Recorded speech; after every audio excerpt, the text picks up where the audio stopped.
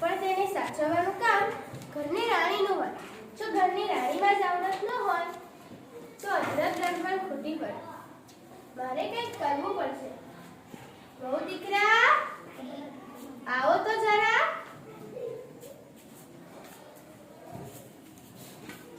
હા બાપુજી. હું તમને આ ડાંગરના 5 દાણા આપું છું. તમારે તેને સાચવી રાખવાના છે. હું આ દાણા ગમે ત્યારે પાછા વાળું છું.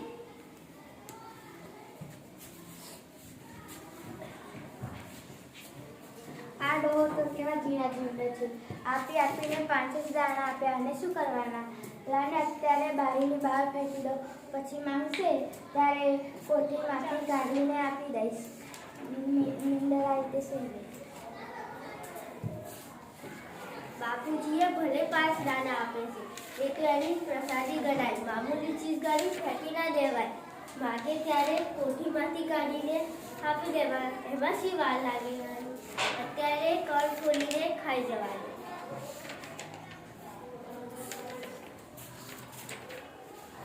બાપુજી આપેલા 5 દાણા તો ડાબડીમાં જઈને મૂકી દઈશ.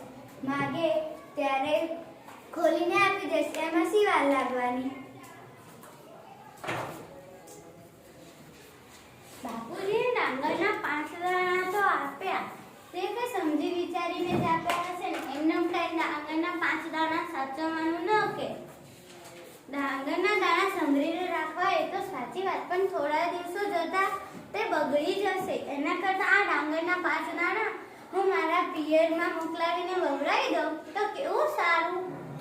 અને કણમાંથી મણ થતા કેટલી વાર લાગે? સસરાજીને પણ ગમશે.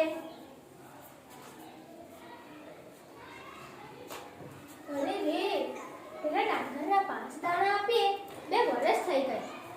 લાવને વહુ દીકરાઓને પૂછું કે તેમણે તે દાણાનું શું કર્યું. વહુ દીકરાઓ, અહીં આવો.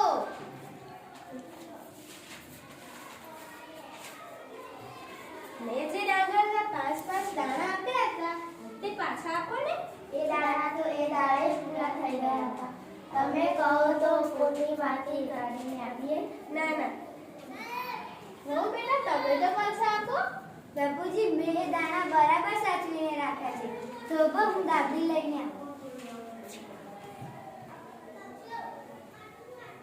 કેમ બેટા તમે કઈ બોલતા નથી? તમે તે 5 દાણાનું શું કર્યું? સસરાજી, તમારે જે 5 દાણા જોતા હોય તો મારા પિયરે બળદગાડા મોકલવા પડશે. બળદગાડા? એ પણ તમારા પિયરીએ?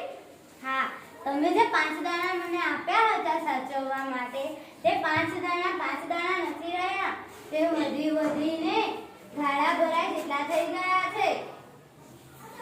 શાબાશ, તે 5 દાણામાંથી અનેક દાણા કર્યા છે. તું મારા ઘરની લક્ષ્મી છે. તારા હાથમાં આવતી સંપત્તિ વધતી જ જશે. હું તને કોઠાનો કાર્યભાર સોંપું છું. ઓ બેટા, તમે તે દાણાને સાચવી રાખ્યા હતા, તેથી હું તમને રસોડાનું કામ સોંપું છું.